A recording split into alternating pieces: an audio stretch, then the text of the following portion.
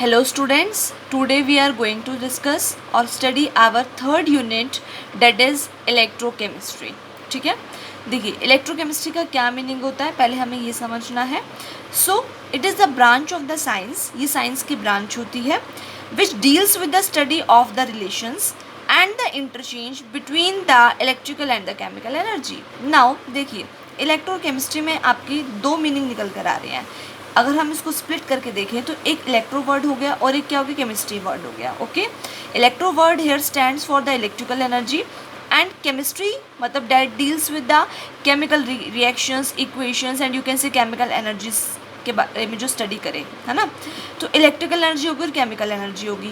तो इन दो चीज़ों के बारे में स्टडी करना मतलब स्टडी क्या करना, उनके रिलेशनशिप्स के बारे में और उनके इंटर कन्वर्जन के बारे में कि इलेक्ट्रिकल एनर्जी कैसे केमिकल एनर्जी में चेंज हो रही है, ये केमिकल एनर्जी कैसे चेंज हो रही है आपकी इलेक्ट्रिकल एनर्जी के अंदर. ठीक है, सो वो ब्रांच आपकी क्या होती है electrochemistry that deals with the study of the relations and the interchange between the electrical and the chemical energy. Clear.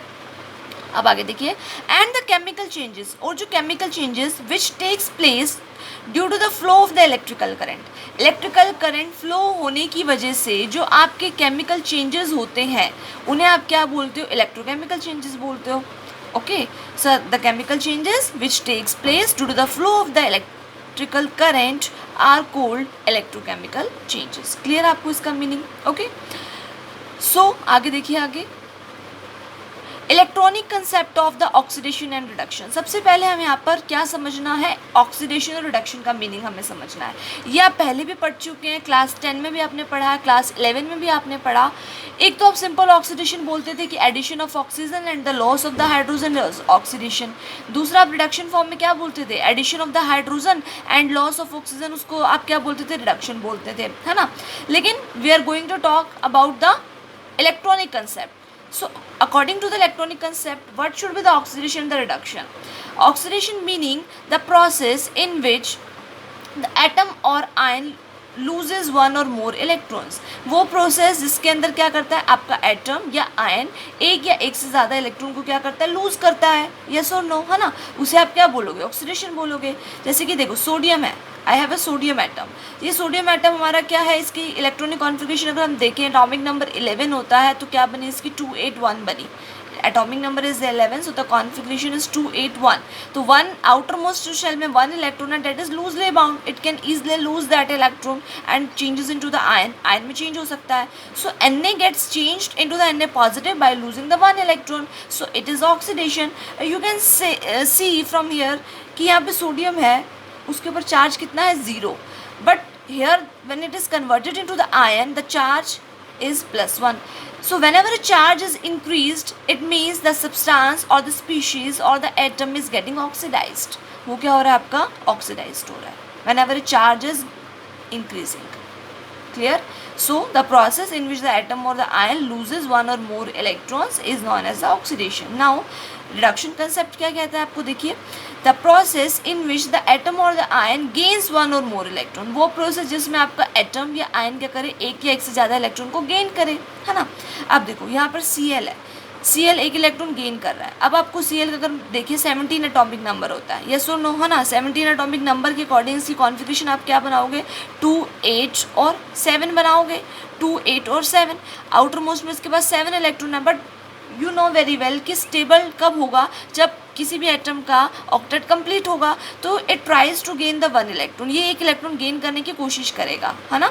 सो ये वन इलेक्ट्रॉन जब गेन करेगा तो ये किस में कन्वर्ट हो जाएगा, Cl माइनस के अंदर कन्वर्ट हो जाएगा एक इलेक्ट्रॉन गेन करने के बाद. तो इसने एक इलेक्ट्रॉन गेन कर लिया. अब इसके ऊपर चार्ज देखा तो आपने कितना था, 0. लेकिन यहाँ पर आपने चार्ज देखा तो कितना हो गया, -1 हो गया, है ना. यहाँ पर चार्ज कितना हो गया, -1 हो गया. तो चार्ज इज डिक्रीजिंग, 0 से -1 जा रहा है तो चार्ज डिक्रीज हो रहा है. डिक्रीज हो रहा है तो मतलब रिडक्शन हो रहा है. रिडक्शन देखो, रिडक्शन का नेम मतलब रिड्यूस होना, रिड्यूस मतलब कम होना, कम होना मतलब डिक्रीज होना. तो ये प्रोसेस क्या होगी हमारे रिडक्शन की. So that is according to the electronic concept of the oxidation and the reduction. I hope इतना आपको समझ में आ गया होगा. Now reducing agent and the oxidising agent. Reducing agent क्या होता है और ऑक्सीडाइजिंग एजेंट क्या होते हैं? रिड्यूसिंग एजेंट क्या है? जो रिडक्शन में हेल्प करते हैं, और ऑक्सीडाइजिंग एजेंट क्या होते हैं? जो ऑक्सीडेशन में हेल्प करते हैं। अल्टीमेटली यू कैन से कि जिस सब्सटेंस का ऑक्सीडेशन हो रहा है वो रिड्यूसिंग एजेंट है, और जिस सब्सटेंस का रिडक्शन हो रहा है वो ऑक्सीडाइजिंग एजेंट होता है। जिस सब्सटेंस का क्या होता है? ऑक्सीडेशन होता है, दैट इज़ रिड्यूसिंग एजेंट, और जिस सब्सटेंस का रिडक्शन होता है that is oxidising agent. Okay, clear? अच्छा, उसके बाद देखिए redox reactions. What are redox reactions? Those reactions which involve both oxidation and the reduction. वो रिएक्शन जिसमें दोनों चीज़ें इन्वॉल्व हो, ऑक्सीडेशन भी इन्वॉल्व हो और आपकी रिडक्शन भी इन्वॉल्व हो, उन रिएक्शंस को आप क्या बोलते हैं? रिडॉक्स रिएक्शंस बोलते हैं। ठीक है, क्या बोलते हैं उनको आप रिडॉक्स रिएक्शंस बोलते हैं। फॉर एग्जांपल देखिए, जिंक है हमारे पास, जिंक को ट्रीट किया जा रहा है किसके साथ? एक्वस HCl के साथ, मतलब जिसमें HCl और साथ में वाटर हो, है ना, उसको बोलेंगे एक्वस सॉल्यूशन उसका। तो जिंक प्लस HCl ये क्या बना रहा है? ZnCl2 plus H2। ZnCl2 plus H2 ये आपकी डिस्प्लेसमेंट रिएक्शन हो रही है। अगर इसको आप आयनिक फॉर्म में लिखेंगे तो कैसे लिखेंगे इसको? Zn, और आपका ये क्या होगा? HCl स्प्लिट होगा तो किस में स्प्लिट होगा? H पॉजिटिव और Cl नेगेटिव में स्प्लिट होगा। तो यहाँ मैंने जस्ट लिख दिया कि 2H पॉजिटिव हो गया। ठीक है, 2 फॉर हमने बैलेंसिंग के लिए लगा रखे 2, तो बैलेंसिंग के लगा रखा तो एक H पॉजिटिव आयन मिलेगा स्प्लिट होने के बाद, लेकिन आगे 2 है तो 2H पॉजिटिव आयन हो जाएंगे स्प्लिट होने के बाद। ऐसे ZnCl2 किस में स्प्लिट होगा? Zn के +2 में और प्लस में H2 में। Zn +2 में प्लस में किस में स्प्लिट हो जाएगा? ये H2 में स्प्लिट हो जाएगा। ओके, अब देखिए क्या दिख रहा है आपको यहाँ से कि जो Zn है उसके ऊपर यहाँ पर 0 था, कुछ नहीं था, तो चार्ज कितना था? 0 था। अब ये 0 से किस में चला गया भाई? +2 में चला गया। अब 0 से +2 में चला गया तो कैसे गया होगा? 0 से +2 में 2 इलेक्ट्रॉन लॉस करके गया होगा, क्योंकि जितना चार्ज गेन करता है ना उतने नंबर ऑफ इलेक्ट्रॉन लॉस होते हैं। जितना चार्ज कोई स्पीशीज गेन करती है उतने नंबर ऑफ इलेक्ट्रॉन्स वो क्या करती है? लॉस करती है। तो Zn आपका किस में चला गया? Zn +2 में चला गया, तो 2 इलेक्ट्रॉन इसने क्या करे होंगे? लॉस करे होंगे। ठीक है, 2 इलेक्ट्रॉन इसने क्या करे होंगे? आपके लॉस करे होंगे। अब सिमिलर वे में देखिए H पॉजिटिव है वो किस में जा रहा है? H2 में जा रहा है, मतलब यहाँ पर कितना है चार्ज? ऊपर 0 है, ऊपर चार्ज, मतलब +1 से 0 में जा रहा है, charge is decreasing. So you can से कि यहाँ पर क्या हो रहा है? रिडक्शन हो रहा है। गेन ऑफ ये भी क्या करेगा? 2H पॉजिटिव है, मतलब एक H के ऊपर +1 है तो 2H के ऊपर +2 हो गया, 2 इलेक्ट्रॉन गेन करेगा और किसकी फॉर्मेशन कर लेगा? H2 की फॉर्मेशन कर लेगा। तो गेन ऑफ 2 इलेक्ट्रॉन हो गया यहाँ पर आपका। अब ये तो क्या हो गया? इसका तो क्या हो गया? ऑक्सीडेशन, क्योंकि चार्ज इंक्रीज हुआ, 0 से किस में चला गया? +2 में चला गया, इसका क्या हो गया? ऑक्सीडेशन हो गया। बट H पॉजिटिव से किस में गया? वो H2 में गया, इसका क्या हुआ है? आपका रिडक्शन हुआ है ना। तो जिसका ऑक्सीडेशन होता है वो रिड्यूसिंग एजेंट होता है, और जिसका हमारा रिडक्शन होता है उसको आप ऑक्सीडाइजिंग एजेंट बोलते हो। तो ये हो गया आपका ऑक्सीडाइजिंग एजेंट, ये हमारा क्या हो गया? रिड्यूसिंग एजेंट हो गया। तो वो रिएक्शन जिसमें आपको ऑक्सीडेशन भी और रिडक्शन साइमल्टेनियसली, मतलब एक ही रिएक्शन में दोनों चीज़ें आपको मिल रही हो, ऑक्सीडेशन रिएक्शन भी हो रही हो और रिडक्शन रिएक्शन भी हो रही हो, that is known as your redox reaction. उसको आप क्या बोलते हैं? रिडॉक्स रिएक्शन बोलते हैं। ठीक है, ये तो हमने बोला those reactions which involve both oxidation and the reduction are known as the redox reactions. उन्हें हम क्या बोलते हैं? रिडॉक्स रिएक्शंस बोलते हैं।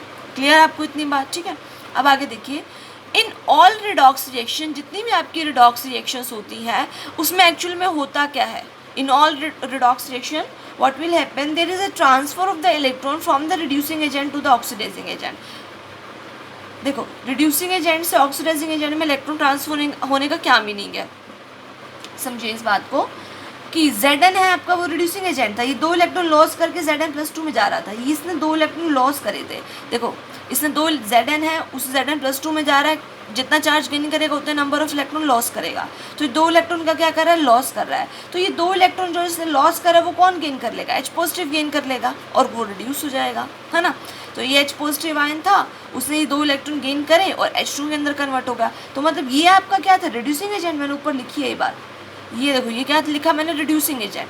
और ये रिड्यूसिंग एजेंट ने जो नंबर ऑफ इलेक्ट्रॉन लॉस करे वो नंबर ऑफ इलेक्ट्रॉन किसने गेन कर लिए? ऑक्सीडाइजिंग एजेंट ने गेन कर लिए। सो आपको ये बात ध्यान में रखनी है हमेशा, in all the redox reactions there is a transfer of the electron from the reducing agent to the oxidising agent. Clear आपको? अब देखिए रिडॉक्स रिएक्शन में दो रिएक्शंस एक तरह से आप कंसिस्ट होती हैं, वो दो रिएक्शन बोल सकते हैं, वे दो हाफ रिएक्शन बोल सकते हैं। एक तो आपकी ऑक्सीडेशन हाफ होगी, एक आपकी रिडक्शन हाफ होगी, है ना, क्योंकि रिडॉक्स रिएक्शन में दोनों चीज़ें हो रही हैं, ऑक्सीडेशन भी हो रहा है और क्या हो रहा है, रिडक्शन भी हो रहा है। तो यहाँ पर जो रिडॉक्स रिएक्शन है वो क्या हो जाएंगे, टू हाफ से कंसिस्ट होंगी, एक ऑक्सीडेशन हाफ रिएक्शन से कंसिस्ट होगी और एक रिडक्शन हाफ रिएक्शन से कंसिस्ट होगी। तो ये आपकी ऊपर वाली रिएक्शन क्या बन गई, ऑक्सीडेशन हाफ रिएक्शन बन गई, और ये नीचे वाली रिएक्शन आपकी क्या बन चुकी है, रिडक्शन हाफ रिएक्शन। ऊपर वाली आपकी क्या बन गई है, ऑक्सीडेशन हाफ, नीचे वाली आपकी क्या बन गई है, रिडक्शन हाफ बन गई है। क्लियर आपको इतनी बात, ठीक है। आगे देखिए, now the redox reaction can further categorized into the direct redox reaction and the indirect redox reaction। अब डायरेक्ट का मीनिंग क्या है और इनडायरेक्ट का मीनिंग क्या है। डायरेक्ट का मीनिंग क्या है कि जिसमें इलेक्ट्रॉन ट्रांसफर डायरेक्टली हो, कोई भी सेपरेशन ना हो between the oxidising agent and the reducing agent, यानी कोई सेपरेशन हमारा ना हो ऑक्सीडाइजिंग एजेंट और रिड्यूसिंग एजेंट के बीच में, उसे आप क्या बोलते हैं, डायरेक्ट रिडॉक्स रिएक्शन बोलते हैं। क्या बोलते हैं उसे आप, डायरेक्ट रिडॉक्स रिएक्शन बोलते हैं। देखिए electron transfer directly from the reducing agent to the oxidising agent. अब देखिए इसको समझते हैं हम। फॉर एग्जाम्पल हमारे पास एक बीकर है, इस बीकर में मैंने क्या करा, जिंक की रोड ली मैंने और इसको इस बीकर में डाला, and the beaker is containing a solution of the aqueous copper sulphate. Beaker में आपका क्या है कि एक्वस कॉपर सल्फेट का सोल्यूशन है, ठीक है। जिंक की रोड ली और उसको आपने क्या कर दिया, डिप कर दिया इस बीकर में, और बीकर में आपका क्या है, एक्वस कॉपर सल्फेट का सोल्यूशन है। तो क्या होता है यहाँ पर, अब यहाँ पर केमिकल रिएक्शन होनी स्टार्ट होंगी। जैसे जिंक की रोड को आप डिप करेंगे ना कॉपर सल्फेट के सोल्यूशन में, एक्वस में, तो यहाँ पर क्या होंगी, आपकी स्टार्ट हो जाएंगी रिएक्शंस होनी, केमिकल रिएक्शन होनी, यहाँ पर क्या हो जाएंगी, स्टार्ट हो जाएंगी। तो क्या होगा उन केमिकल रिएक्शन से, देखिए जो जिंक की रोड है ना आपकी, देखो दो टाइप की रिएक्शंस होंगी यहाँ पर भी, एक तो ऑक्सीडेशन हाफ, एक रिडक्शन हाफ। अभी मैंने आपको पीछे बताया ना कि redox reaction always consist of the two half reactions, एक तो ऑक्सीडेशन हाफ रिएक्शन होती है और एक क्या होती है आपकी, रिडक्शन हाफ रिएक्शन होती है, ठीक है। तो देखो ऑक्सीडेशन हाफ और हमारी रिडक्शन हाफ दो होगी हमारी ये, ओके। सो देखिए कि जिंक हमारा क्या होता है, ये ऑब्जर्वेशन हमें मिली, जब ये एक्सपेरिमेंट किया गया तो ऑब्जर्वेशन हमारे को मिली, क्या मिली कि जो जिंक जो है ना आपका, वो चेंज हो रहा है किसमें, Zn+2 आयन के अंदर। जिंक जो है वो Zn+2 आयन के अंदर चेंज हो रहा है, और ये Zn+2 आयन कहाँ चले जाएंगे, आपके सोल्यूशन में चले जाएंगे। जिंक कन्वर्ट होगा Zn+2 में, मतलब अल्टीमेटली इसका ऑक्सीडेशन हो रहा है, ऑक्सीडेशन हो रहा है इसका, तो ये कहाँ चला जाएगा, सोल्यूशन में चला जाएगा। तो ये हमें कैसे पता चला कि ये जिंक जो है वो Zn+2 में कन्वर्ट हो रहा है और एक्वस फॉर्म में सोल्यूशन में जा रहा है, ये देखो ऑब्जर्वेशन से पता चला कि जो जिंक की रोड थी ना उसका वेट डिक्रीज़ होना स्टार्ट हो गया। जिंक की जो रोड थी उसका वेट कैसे होने लग गया, डिक्रीज़ होने लग गया। मतलब यहाँ से बात क्लियर होने शुरू हो गई कि जो जिंक जो रोड है वो एक तरह से ऑक्सीडाइज्ड हो रही होगी Zn+2 की फॉर्म में और 2 इलेक्ट्रॉन का लॉस कर रही होगी। तो मतलब इसका जो वेट है, इस आपकी जिंक का रोड का वेट है, वो धीरे धीरे क्या होने लग गया, रिड्यूस होने लग गया इस जिंक की रोड का वेट, ठीक है। अब सिमिलर वे में क्या हुआ, आपके पास सोल्यूशन में क्या है, एक्वस कॉपर सल्फेट है ना। तो एक्वस कॉपर सल्फेट कैसे डिसोसिएट होगा, कॉपर +2 और SO4 -2 में, कॉपर +2 में जाएगा और SO4 -2 में जाएगा, येस और नो, राइट, है ना। तो कॉपर +2 जो इसने इलेक्ट्रॉन लॉस करे हैं, अभी हमारे को पता है कि there is a transfer of the electron from the reducing agent to the oxidising agent, ये हमें पता है। तो ये इसका ऑक्सीडेशन हो रहा है जिंक का, तो it will behave as a reducing agent. Zinc का भाई क्या हो रहा है, ऑक्सीडेशन हो रहा है, तो it will behave as a reducing agent की तरह काम करेगा। तो ये जो 2 इलेक्ट्रॉन लॉस कर रहा है वो किसको दे देगा, कॉपर +2 को दे देगा, जो कॉपर सल्फेट से आ रहा है, कॉपर +2 आयन, है ना, कहाँ से आ रहा है, कॉपर सल्फेट से आ रहा है। तो कॉपर +2 2 इलेक्ट्रॉन गेन करेगा और क्या बना देगा, भी कॉपर बना देगा, है ना। कॉपर +2 2 इलेक्ट्रॉन गेन करेगा और कॉपर बना देगा। तो यहाँ से फिर एक ऑब्जर्वेशन दूसरी क्या मिली कि जो कलर है कॉपर सल्फेट सोल्यूशन का वो स्टार्ट डिसअपियरिंग, मतलब कॉपर +2 आयन धीरे धीरे कम हो जा रहे हैं। अगर कॉपर +2 आयन ही कम हो जा रहा है तो यहाँ से कि कॉपर सल्फेट का कलर आपको पता है कैसे होता है, क्रिस्टल्स होते हैं वो ब्लू कलर के होते हैं, उसको पानी में डालो तो ब्लू कलर का सोल्यूशन बन जाता है। आपने देखे भी होंगे लैब्स में, है ना, किया भी होगा इसके साथ एक्सपेरिमेंट आपने कि कॉपर सल्फेट जो है वो ब्लू कलर के क्रिस्टल होते हैं, उसको पानी में डालने के बाद तो ब्लू कलर की फॉर्मेशन हो जाती है ना। तो जो कॉपर +2 आयंस है ना, 2 इलेक्ट्रॉन इसने लॉस करे थे आपके रिड्यूसिंग एजेंट है, मतलब जिंक ने, जिसका ऑक्सीडेशन हुआ था वो कॉपर बना गया। मतलब यहाँ से सेकंड ऑब्जर्वेशन क्या मिल गई, ये कलर जो है वो डिसअपियर होने लग गया। तो ये रिएक्शन का हमें यहाँ से पता चल गया इस सेकंड वाली ऑब्जर्वेशन से, है ना। अब उसके बाद हमारे को क्या पता चला, the formation of the brown PPT, कि हमारे ब्राउन पीपीटी की फॉर्मेशन होने लगी। वो ब्राउन पीपीटी क्यों बने होंगे? इस कॉपर की वजह से। कॉपर का कलर क्या होता है भाई? ब्राउन होता है। तो उस कॉपर की वजह से पीपीटीज कैसे आने लग गए होंगे? ब्राउन आने लग गए होंगे, है ना। अब फोर्थ ऑब्जर्वेशन का क्या पता चला कि बीकर को आप टच करके देखा तो ही गर्म लगा भाई मुझे। बीकर गर्म लगा तो मतलब मेरी यहाँ पर हीट निकल रही होगी, तभी मुझे बीकर क्या मिला? गर्म मिला। तो there is a rise in the temperature, मतलब रिएक्शन कौन सी होगी? एक्सोथर्मिक। रिएक्शन कौन सी होगी? एक्सोथर्मिक, क्योंकि एक्सोथर्मिक में क्या निकलती है? हीट निकलती है। तो रिएक्शन हमारे यहाँ से क्या होगी? एक्सोथर्मिक होगी। तो ये फॉलोइंग ऑब्जर्वेशंस मिली जब मैंने क्या करा, एक रिडॉक्स रिएक्शन कैरी आउट करवाई, मतलब जिंक की रोड को डायरेक्ट कॉपर सल्फेट की सॉल्यूशन में डाल दिया तो इलेक्ट्रॉन का ट्रांसफर होना स्टार्ट हो गया। From the reducing agent to the oxidising agent electron का ट्रांसफर होना क्या हो गया? स्टार्ट हो गया, है ना। मतलब एक ही बीकर में दोनों काम हो रहे हैं आपका, मतलब दो टाइप की रिएक्शन तो है ही सही, मतलब ऑक्सीडेशन हाफ रिडक्शन हाफ, लेकिन एक ही बीकर में साइमल्टेनियसली हो रहा है कि जहाँ पर कोई फिजिकल सेपरेशन नहीं है बिटवीन द ऑक्सीडाइजिंग एजेंट और द रिड्यूसिंग एजेंट, तभी इसको डायरेक्ट बोला गया। अब यहाँ पर हमारी कंबाइंड इक्वेशन क्या बन जाएगी? देखिए, ये थी ऑक्सीडेशन हाफ, ये थी रिडक्शन हाफ हमारी, तो कंबाइन इसकी क्या बनेगी? ये नंबर ऑफ 2 इलेक्ट्रॉन और 2 इलेक्ट्रॉन कैंसिल हो जाएंगे। ऐड आप तभी कर सकते हैं जब नंबर ऑफ इलेक्ट्रॉन दोनों जगह सेम होंगे, मतलब ये भी 2 इलेक्ट्रॉन लॉस करे तो ये 2 गेन करा हुआ, then you can only add the 2 equations. तो ये 2 इलेक्ट्रॉन कैंसिल आउट, सो क्या बनेगा? लेफ्ट को लेफ्ट में ऐड करो, राइट को राइट में ऐड करो, तो क्या बन जाएगा?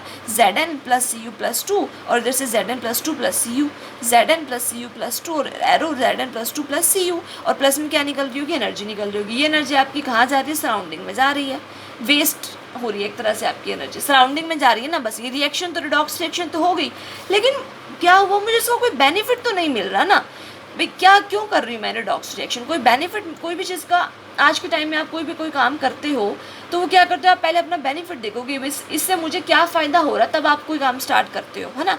तो अब इस रिडॉक्स रिएक्शन का भी कोई बेनिफिट तो नहीं मिला ना भाई। तो ये एनर्जी जो है वो क्या हो रही है? एक तरह से वेस्ट हो रही है, सराउंडिंग में जा रही है, कोई बेनिफिट नहीं मिल रहा। तो इसलिए क्या करा गया? सोचा गया, साइंटिस्ट ने सोचा भी अब करें क्या, अब इसका कोई बेनिफिट तो मिल नहीं रहा। तो उन्होंने क्या सोचा? they think about the another type of the redox reaction, that is the indirect redox reaction। उन्होंने एक दूसरे टाइप की redox reaction करवाने के बारे में सोचा, जिसको हम क्या बोलेंगे? indirect बोलेंगे। मतलब जहाँ पर क्या होगा? there is a physical separation between the oxidizing agent and the reducing agent। जहाँ पर क्या होगा? एक physical separation होगा आपका oxidizing agent के अंदर और reducing agent के अंदर। बात समझ में आई इतनी आपको? तो अब हमने वही स्टडी करना है इनडायरेक्ट रिडॉक्स रिएक्शन के बारे में, means where the electron transfer can takes place via the external circuit. जहाँ पर आपको जो इलेक्ट्रॉन का ट्रांसफ़र होगा वो कैसे होगा? Via the external circuit. कोई आपका एक्सटर्नल सर्किट होगा, उससे आपका क्या होगा? इलेक्ट्रॉन का ट्रांसफ़र होने वाला है। क्लियर? आपको इतनी बात समझ में आई आपको? ठीक है, तो ये होगी आपकी इनडायरेक्ट हमारी रिडॉक्स रिएक्शन। इसी को हमने आगे स्टडी करना है, और किसके बारे में स्टडी करना है? आपका इलेक्ट्रोकेमिकल सेल्स के बारे में स्टडी करना, जिसको आप गैल्वेनिक सेल्स भी बोलते हो। तो फर्स्ट टॉपिक मैं यही स्टार्ट करूँगी। दिस इज जो भी हमने अब तक आपका पढ़ा वो एक बेसिक था, ताकि आपको नेक्स्ट जो आपका फर्स्ट टॉपिक है इलेक्ट्रोकेमिकल सेल, आपको बहुत अच्छे से वो क्लियर हो जाए आपको वो टॉपिक। तो हमने ये स्टडी करा, थोड़ा सा बेसिक्स मैंने उठाया, ठीक है। तो इलेक्ट्रोकेमिकल सेल्स में जो हम स्टडी करें गैल्वेनिक सेल्स, उसमें आपकी इनडायरेक्ट रिडॉक्स रिएक्शन की हम बात करने वाले हैं, ठीक है। तो वो इसके नेक्स्ट वीडियो में मैं कंटिन्यू करने वाली हूँ आपका इलेक्ट्रोकेमिकल सेल्स। तो आप इस वीडियो को अच्छे से देखिए, समझिए, बेसिक क्लियर करिए, देन उसके बाद जो सेकंड वीडियो आएगी उसको आप अच्छे से देखिए, ठीक है। ओके।